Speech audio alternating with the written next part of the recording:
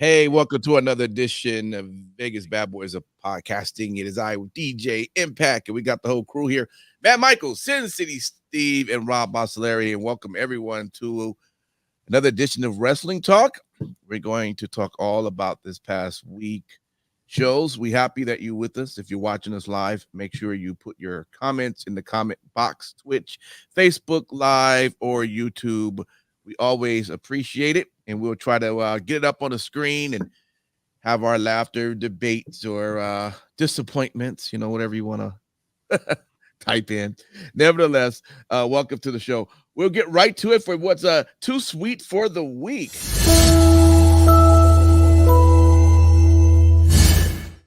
All right, Sin City Steve, big week in pro wrestling this week, man. What was your highlights? All right, so we have new AEW World Tag Team Champions in Private Party. Much to my surprise, admittedly, I sat on this show last week and I said they're done. They're going to split them up. One of them's going to go with MVP, blah, blah, blah. Yeah. Thankfully, none of that happened. And it looks like as if they're going to be doing that with another tag team, which I'll talk about that in a future segment. Yeah. But the Young Bucks put over Private Party clean in the middle of the ring after Gin and Juice. And the Young Bucks are supposedly taking time off from the company. They left the arena in a huff after the match. And so they're going to be off TV for a bit.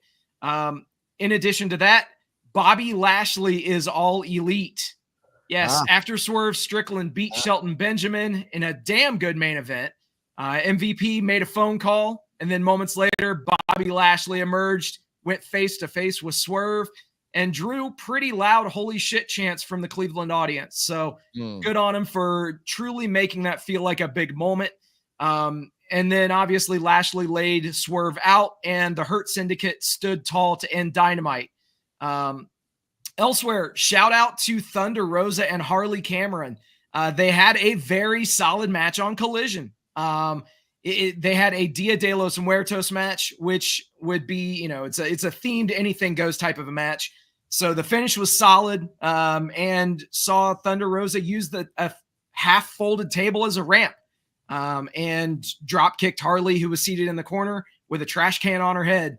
So you gotta love it. Good shit. Right. Okay. Let me move over to you, Rob. What was your highlights for the week? Hey guys, you covered a lot of what I was going to do, but there were a couple of things that happened in Crown Jewel. Let's not forget that. We had a really good six-way women's tag match in which Bianca Belair and Jade Cargill retain. What I liked about it is this is the first match where Jade Cargill looks solid. She had the Doomsday device applied. Jade Cargill gets Piper Niven, so Bianca get the pin. So that was really good. We finally had the closer on this Carmelo Hayes versus, my mind. El Idolo. Yes, Andrade El Idolo. And LA Knight. And we had a good match, a good solid match in there, and LA Knight retains. Very interesting. But what I liked is how they are building up this whole thing with your Money in the Bank winner. Tiffy time, because we're going to see this build up to Tiffy versus Nia Jackson. We'll get into the predictions later, but they did a good job with that, with the whole shenanigans going on, and they're really rewarded. They're really rewarding everyone in Judgment Day for the hard work they're putting in right now. At least the Judgment Day women. So we got some great results there. But yeah, I mean, fucking Private Party. That was what it was all about. It was a hard-earned win. There were a lot of, near-miss spots. We thought they were done a lot of times. When he was pile-drived but they dragged him out to the back and pile-drived him. I'm like, it's over. He's not going to crawl back. Oh, he crawled back. Very, very, very big win for Private Party. Matt Michaels, Private Party. What you got this week for this week's highlights? They don't even put the fucking belts on the hot tag team. They put it on fucking Private Party. So whatever. Good for them, AEW. He wouldn't be happy unless AEW tag belts went to a WWE, guys. while on WWE. No, your Right. fucking hottest tag team, your fucking 80s throwback tag guys, and you don't put the belts on them, you put it on fucking Private Party, who has been around and done nothing but nothing for 5 fucking years. So I don't know. Call me, I don't know, disgruntled or just real fucking listic on why you fucking put the tag belts on these guys instead of the guys they You've should have got gone. these Hogan knockoffs, and that's your best guy, or these 80s knockoff guys, and you give them the belts. Private Party's been working in the Those company are for your 5 most years. popular tag team right now in AEW. They'll Period. get Or there. not. There you go. Anyway, Sheamus and Ludwig Kaiser on Raw was fucking phenomenal, which is hard to say about a Sheamus match. So there you go. Rhea and Gunther's film promos, what they're doing with film promos and stuff is great. Doing some good stuff there. The whole Sammy talking to Jay, and then Jay and Jimmy seeing Sammy out at the car talking to Solo, leading to Saudi, where you actually get Sammy running in to make a save and then accidentally kicking Roman. They're just building up that fucking story beautifully. Yes, Piper on Jade's shoulders was ridiculous. KO wearing a Cowboy Bob Orton shirt against Randy, and that match was fucking just beautifully done as a fucking brawl for all. That LA Knight match with the three of them, that was great. Seth and Bronson just fucking tearing it up on Raw and then at the fucking pay-per-view. Wendy Chu this week wearing some Sally gear from Night Before Christmas, going against Tatum Paxley in a casket match, which was fun to see. Frankie Kazarian was doing Joe Hendry on TNA this week, which was fucking hysterical. Charlie Dempsey and Lexis King had an amazing match for the Heritage Cup, in which Mr. Regal wanted Lexis King to cheat, but he did not because he doesn't want to be like his father. There we go. Storytelling. Private Party. Tag champs. Cedric Alexander and Javon Evans versus Frazier and Axiom was really great. Wesley was a distraction in the match. Very good. And, that led to a brawl going back with Wesley and Javal. And in the back, RVD said he's going to be involved at ECW this week. So a lot of shit going on. Absolutely. That was a Private Party. All right, let's see who needs some love out there.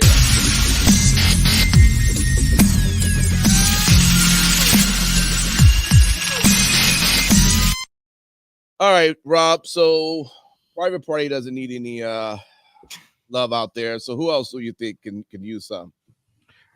I'm having a hard time thinking about it right now. If we go from the Raw brand, we're not seeing anything much, unless I missed a match this week from Ivy Nile. She's kind of been in the background from American Made. You missed a match this week from Ivy Nile. All right, then. What she was on NXT? No, she was on Raw with she was going against another fucking I forgot who it was, but they had her on. And that's the thing. I fucking watched it and don't even remember it. So she definitely needs some love there. When it comes to AEW, we're still seeing this thing where they're throwing all of the guys from the dark out there as a filler. I'm not feeling that. They have more than enough opportunity now to find something to do with these guys, and they're still not using them.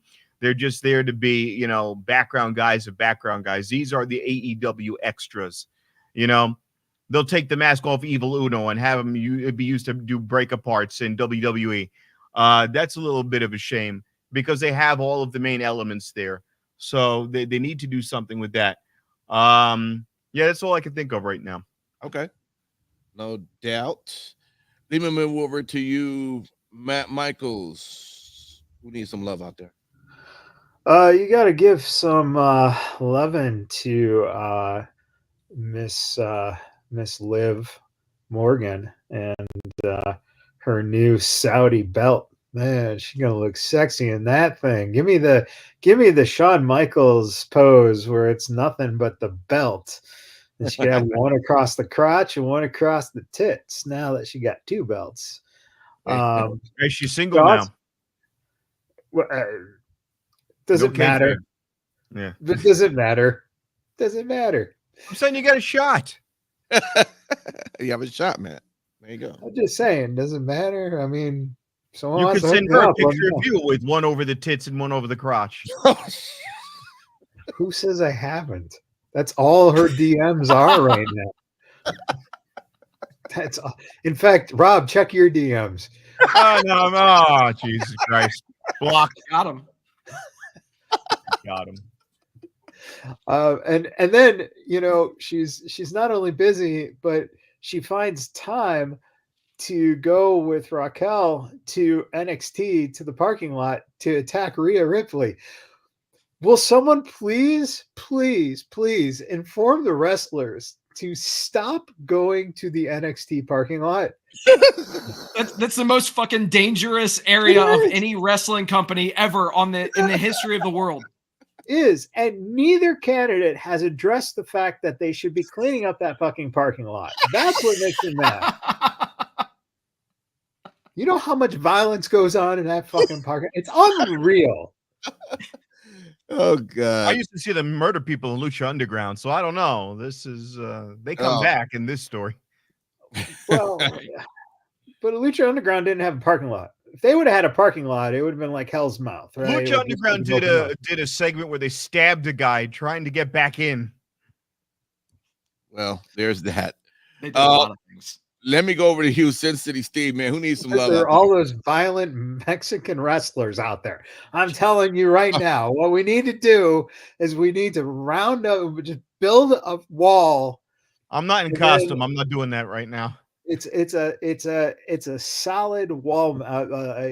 Instead of a steel cage, we need a wall around a ring, and we just let all these luchas go at it.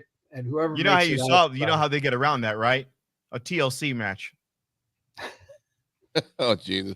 Sin City Steve, your time. Let's go. Oh my God!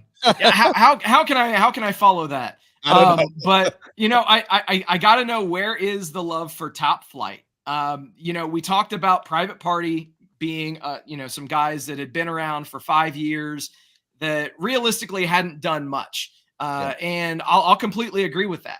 I really wish that they would have invested more into the younger talents on the roster, and Top Flight is just another example of it.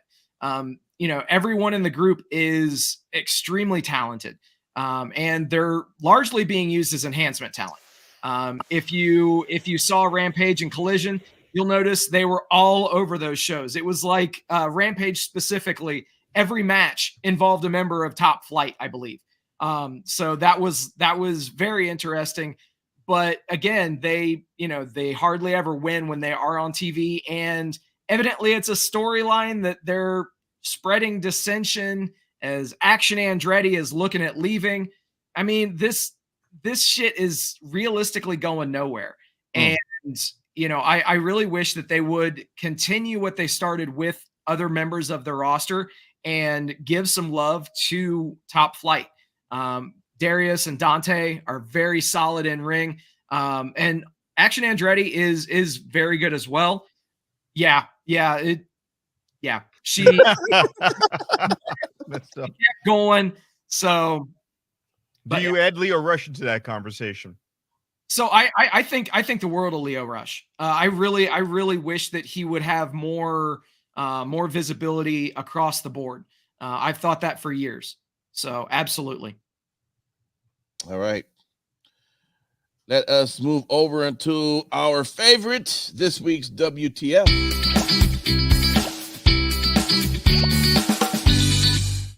All right, Matt Michaels, did you find any WTFs this past week? We know he did. Well, let me just start off with holy fuck, Adam Cole is worthless. Please, this guy needs to fucking just go. Listen, find yourself a dentist and settle down with her and just get the fuck off my TV, please. Backstage It's Flabby segment. Cole, baby. Yeah, the backstage segment with Renee and the Street Profits and Adam Pearce, that was interesting. I didn't think to see all those people in the same place. Oh my God, what a reaction for the return of Mark Davis. What the fuck? What is this shit? What is... Oh my God. Ooh, it's Mark fucking Davis from a tag team that never really was part of the fucking AEW thing, but we can figure this out, right? I don't need to. Why do they do Where's this? the video package? Shit. Just remind me once, like, show that they were a tag team so I know, oh yeah, it's the Australian fuckers who I didn't care about then and I don't give a shit about now, except for the one who cut his hair and he needs Don Callis to be his man. I don't fucking know what's going on. That brings me to this wonderful group they got going with Triple Mox and China Rude and Claudio Dog and Bad Beard Wheeler Yuta and X Pat. Oh my God, what a fucking awful Jesus Christ. So you have DX who is fighting for the control of WCW. I don't fucking get this at all. I don't know what the fuck is going on. Please, for the love of God, nobody should ever repel down from a ceiling ever again. Someone died doing that. Stop it. Yeah. I wouldn't have given a shit if he would have died because it's fucking Darby Allin, but good God's sakes, don't fucking do that on TV. Too bad nobody saw Private Party win the tag belts because everyone changes the fucking TV when the fucking Young Bucks come on anyway. Yeah. So that was a great celebration for those poor guys. Yes, Penelope Ford, nobody remembers who you are because you've been Wardlowed. So great. So glad to see you again. And then, of course, the week wouldn't have been the big week without the fucking mid-card business showing up. Who fucking cares? For fuck's sakes. Jesus Christ. You have a TNA Bobby Lashley now. Good luck, everyone. Enjoy him. Wow. Damn. All right. But my biggest complaint is this. Fucking Collision is so bad that my DVR actually just took the record off. I'm like going, where the fuck's Collision? I had to go back in and reset the fucking record for it because it just decided I don't even want to do this anymore. That's funny. Oh God, Sin City Steve, I gotta go for you, man. I mean, it can't be that bad, Sin City. Come on. I'm not gonna lie. I really wish that I had the time to hate watch a promotion like what you do, Michaels. I swear to God, like you come on here every single week, and it's like you give glowing reviews of everything WWE, and then WTF is comprised exclusively of AEW shit. So you only watch it to shit on it. I guarantee my mind. After an AEW show, just crumpled up pieces of toilet paper all around the room after you've seen how bad it was. No, probably. I have two eyes and I know what I like, and it ain't that shit. now the sad part is, in spite of most of his bombastic and hyperbolic ranting there, I am gonna actually agree with two major points that he made. Holy shit. So first off, Adam Cole versus Buddy Matthews should have marked a triumphant return for a hero.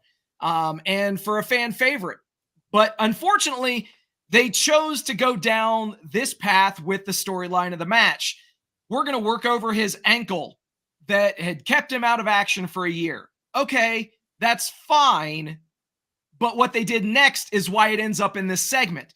Because initially, Doc Samson came down. Adam Cole was defiant. He was going to continue. He was a fighting champion of the people. He was they're dead set to make his comeback.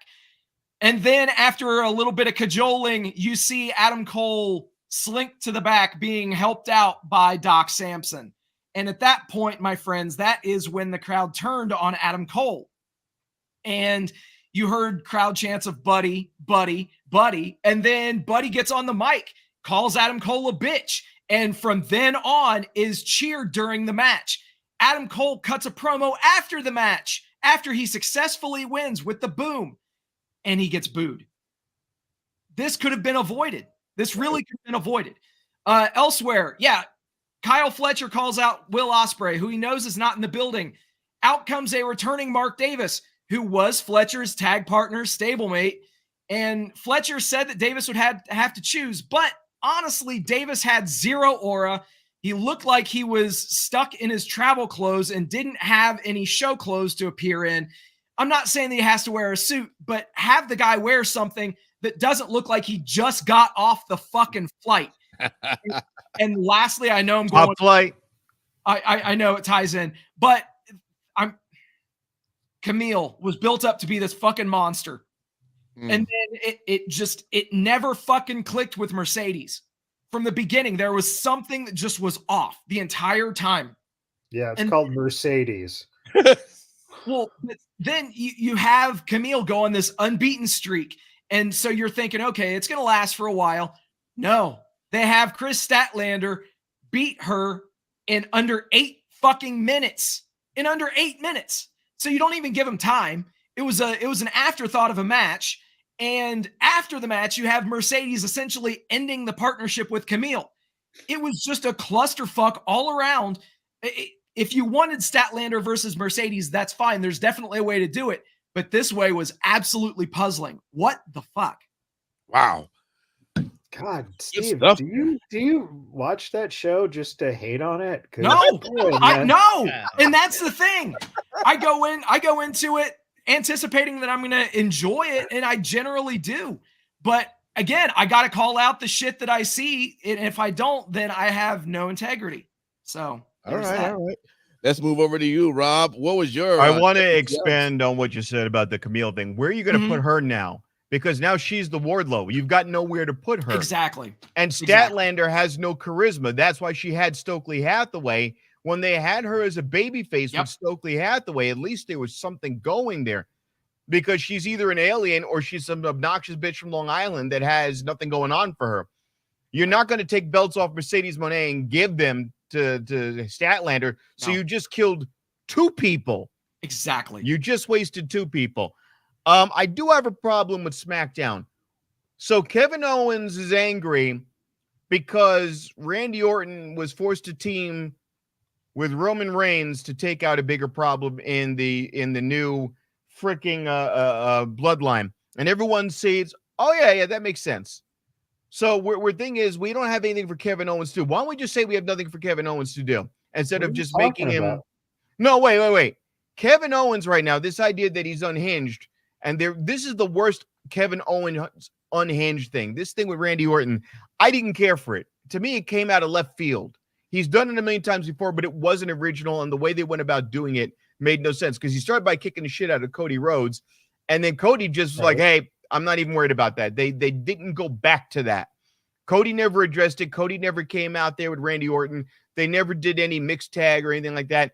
I did not like it. I didn't think it was anything good at Crown Jewel to have them not even have a formal match. They just did a brawl. They could have rang the bell at any time they wanted if they were going to do that and just say it was no holds barred if they were going to do something like that. It was sloppy. The whole execution and production on that interaction for me was sloppy. If you were going to do that, instead of having, all of your freaking, backstage, henchmen guys in suits come out, call it a no holds bar match and build it as that. But I don't like this backstory because it made no sense. They didn't accomplish anything. Those 2 did nothing. They didn't move a storyline forward. They wasted time. First off, Owens hasn't been on fucking TV since his match with Cody. They've been using him. They were building up a storyline where Owens was in the corner of Cody Rhodes, and that was fine. And then he's just, I'm angry. Why? Is there any legit reason? No. I'm not going. It's not like he was saying, I want the belt for. They forced the belt thing months back. None of this made any sense. What the fuck? What are we doing here? You're saying that. So you're saying that for Kevin Owens, you don't It doesn't make sense but that we're having. But you don't understand why he was upset with Cody or Randy. No, Randy's like, hey, look, this guy had to do something. It's over. It's done. Let's move on. And they're like, oh, I'm angry.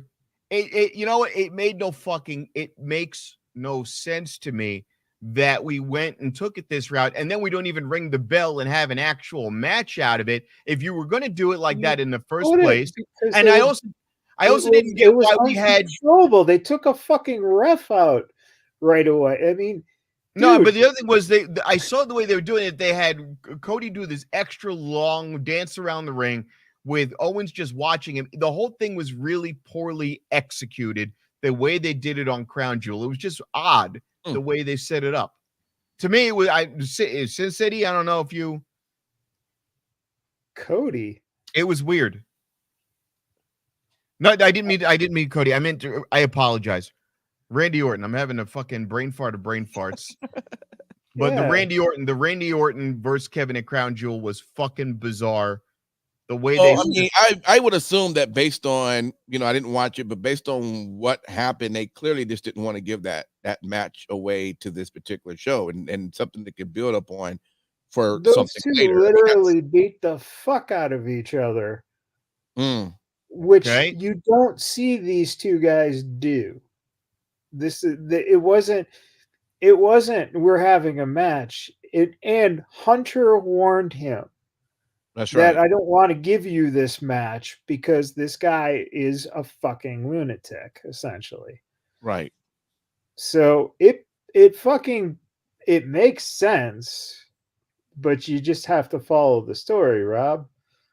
Even on SmackDown when if he would have come out, Owens, and said, I want no holds barred, I want, street fight rules or something like that, raise the ante up a little bit. But again, they sound like they didn't want to give that match up for this show. That's the whole point. That was I would assume they wanted, from what I'm hearing, it seemed like they wanted to build this out for something later, not necessarily for here. So just have a beat down without necessarily having all these other matches of stipulations when you're not really trying to get a winner out of it.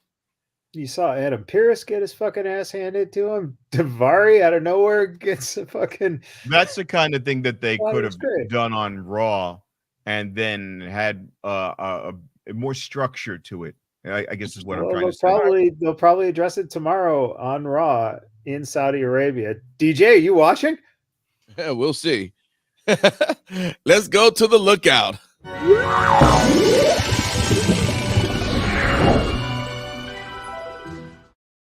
All right, back to you, Sin City Steve. What are you looking forward to?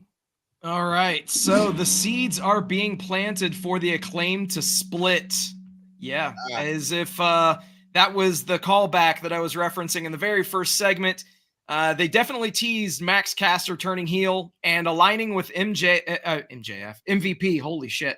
Yeah, that would be a bit of a full circle thing for Max Caster, though, if you think about it, who was infamously one of the extras used to portray one of Bobby Lashley's sisters on Raw. Yeah. That's a callback too. Anyway, I'm interested in this, but we can't sacrifice Anthony Bowens. The guy is extremely talented, and it would suck for him to just, disappear after this heel turn ends up happening. Did you just say Bowens and suck in the same sentence? I believe I did. I believe I did. We got to take you on tour, Matt. You're being wasted.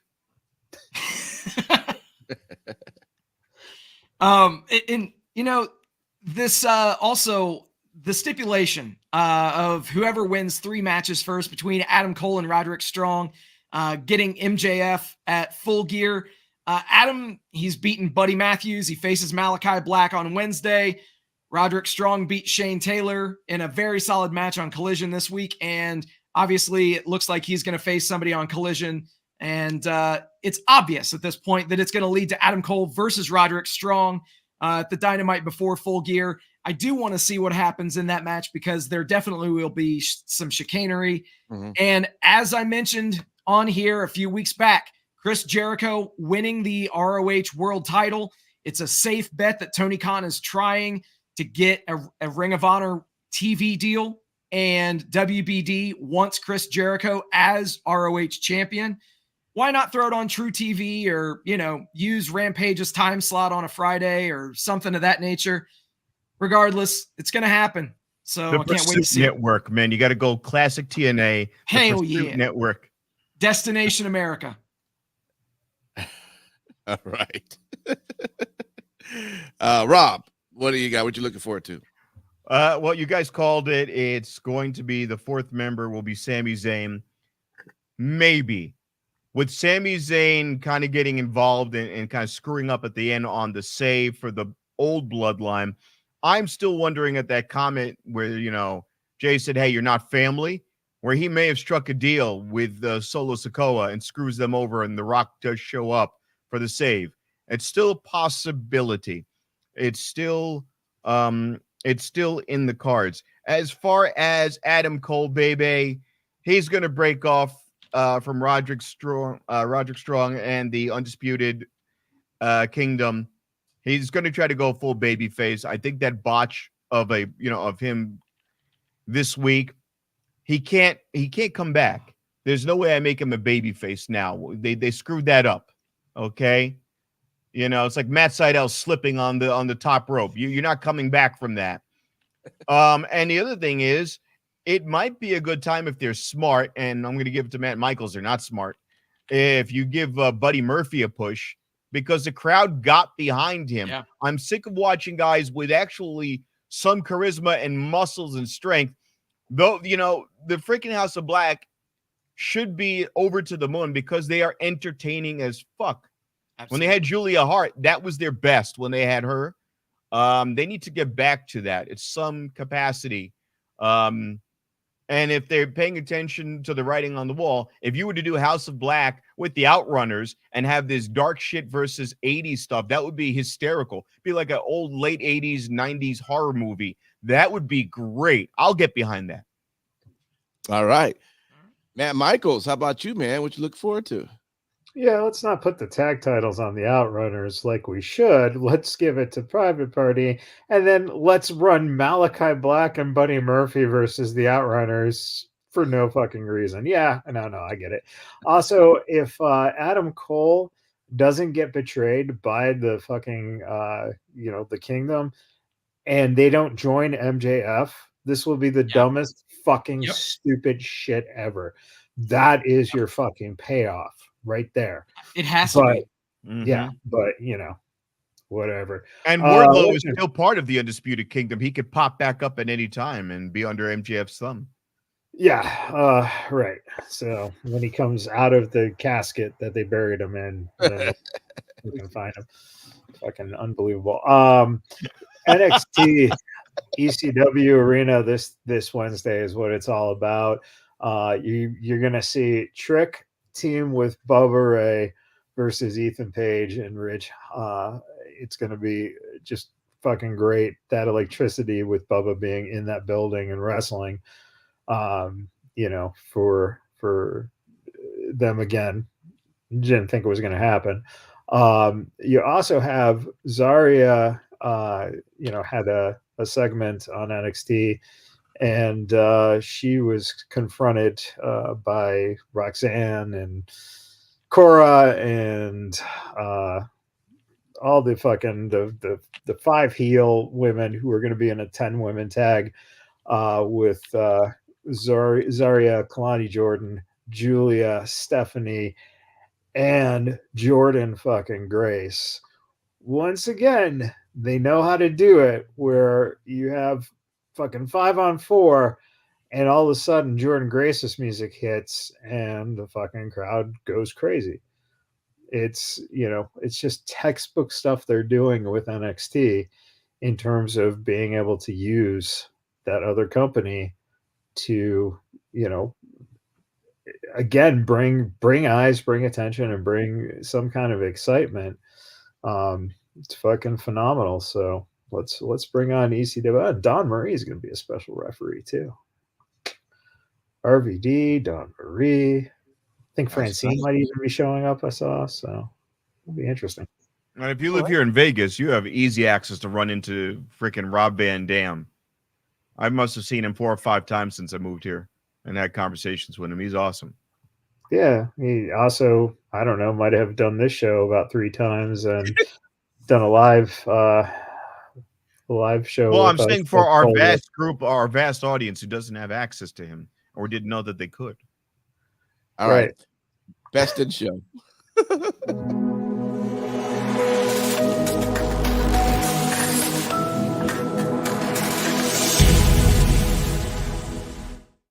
All right. It's time to see what is the best show for you guys this week. What was the top highlighted of your professional wrestling week? I'm going to start with you, Rob. What was that show? AEW Dynamite. We had Bobby Lashley come out. We have new tag champs, and it softened the blow from the Yankees sucking a dick in the 5th inning. Oof. So, yeah, Dynamite. Go Dodgers. Go Dodgers. All right, great. All right, let's go over to Sin City. How about you, man? What was the show for you? You're not gonna get any love from me on the Go Dodgers. Sorry about that. Oh man, all right. But anyway, for me it was Fright Night Dynamite. The show was good. You heard me rant about it for over a half hour now, but they built to it, almost like a mini pay-per-view. They created video packages to hype up the matches. Let's see more of that on a consistent basis from AEW. Make the matches and each show feel more important. And I think that across the board, AEW programming was good this week. Shout out to Collision as well. I already talked about Rosa and Harley, but Kyle Fletcher and Commander fucking killed it as well. And the main event of Anna Jay challenging Mariah May was also a very good women's match. And they got over 10 minutes, which is a rarity for a women's match. All in all, good shit this week from AEW. All right.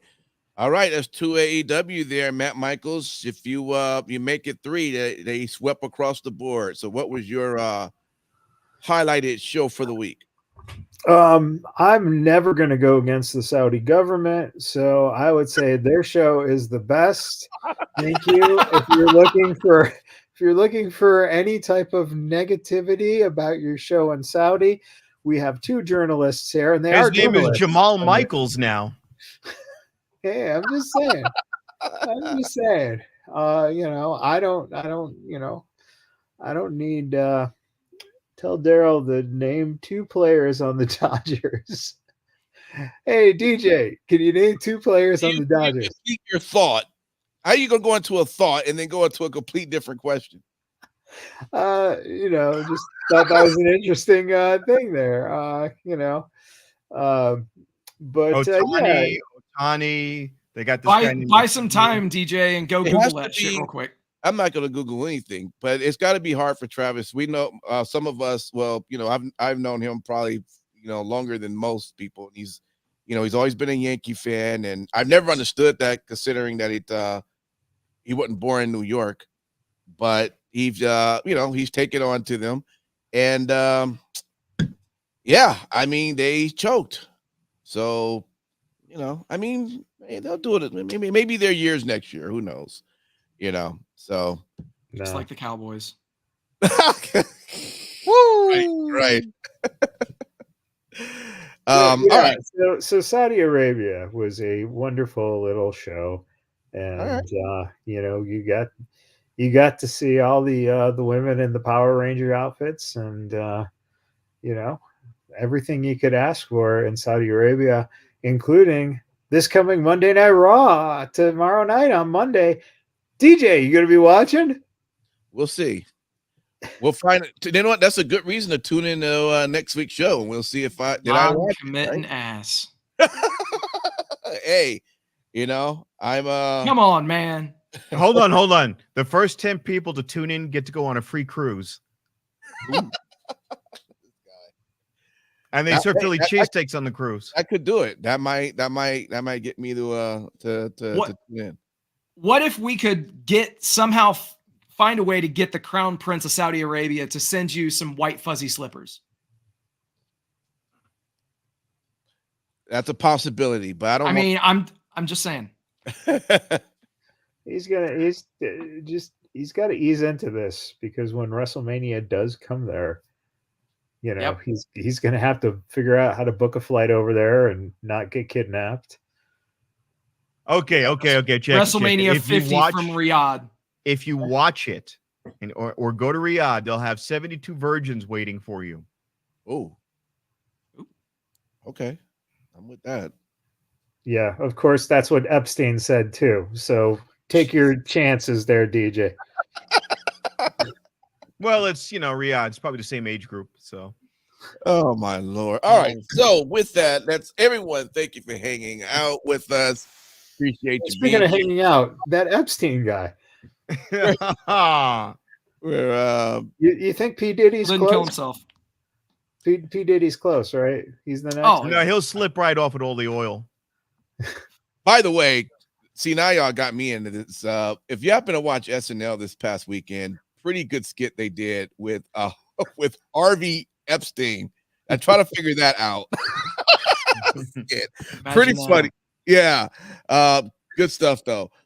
Listen, guys, appreciate it. Everyone coming on. We'll do it next week again, as we continuing to get closer, man. The end of the year means we're gonna have a lot of good programming coming up to lead up to all the bigger shows in the beginning of next year. So something to get excited forward to. And we still have Survivor Series, right? Or was it now? Is it War Games? Is that what it is? I think they call it Survivor Series War Games. They just hyphenate it. Yeah, something to look forward to on that. With that, final words go over to you, Sin City Steve. What you want to tell the good folks out there? All right, you guys. Thank you for hanging out with us tonight. Thank you for liking, sharing, subscribing, doing all the stuff that you guys do. We appreciate each and every one of you. Also, very special thank you to all the brave men and women serving this country, whether you're doing it on lands foreign or domestic. Thank you for doing what you do so that we can do what we love to do. Last but not least, repsports.com, RAPPsports.com. Go there for all your pre-workout, weight loss, and general energy needs. Repsports.com. Use promo code Vegas at checkout and save yourself 15%. And go fucking vote this Tuesday. There you go. Vote. VOTE. Rob. Oh no. Yes, Rob. Go. Yeah. Well, I actually did all my shows. We had the Forced Freedom Tour, and we did the last show, which was last evening in Pahrump. It was a great audience. I want to thank everyone at WST Tatuado, which is Vince Neil's place over in Pahrump. They were really, really great to me. Yeah. And by the way, gas over there is $2.95 a gallon. Thank you, Joey. Gas is under $3 over there. Hello. No, I don't have anything specifically booked this week. Come see me over at Wise Guys if I manage to get out of bed Tuesday evening. And that's a great open mic on Main Street. It'll be at 7:00, and you'll get to see Donald Trump and Barack Obama and motherfucking Cat Williams. Thank you, sir. There you go. What a lineup there. Matt Michaels, man, what you want to tell the folks? On TNA before the show started. We love tits and ass. This was a thing that was shown from Chris Bay. I just want to take a few moments to extend my heartfelt thanks and deepest appreciation for so much and to so many over the past few days. From everyone at TNA Wrestling to the incredible medical staff here in Detroit to family, friends, and fans worldwide. I know you have been praying for my full recovery from the in-ring accident this past Sunday. Monday was day one for me on this journey, which I know will be long and challenging. Thanks again for the love and support, and please keep the prayers coming. Chris is, doing as good as he can right now, given the circumstances. And like you said, it's going to be a long process, a long journey. But it's just amazing to see what people have come together to raise so far. It looks like the GoFundMe has raised $88,000. Wow. Dollars. And you can You can donate to Chris's GoFundMe at gofund.me/a09 small e 8 small a 55. You can donate there, or you can also come out this Saturday. You can go to FSW's website, I'm sure, to find out information. There's going to be items up for auction, and whole the whole night is dedicated to getting money raised for Chris's recovery. So pretty good card shaping up for the 9th at the FSW Arena. I want to jump in on that one. I just noticed the top donation was $10,000 from Adam Copeland. So Edge gave $10,000 to him. That's incredible. That's huge. Yeah, but go through that list. It's not just Edge. There are a lot of. Well, he was the top guy. He was the top guy. Yeah. Well, yeah. If you look at it, the whole thing is, and this is the most important thing, is that it's not just the big names that you recognize, but it's either independent wrestlers, fans, promoters or promotions.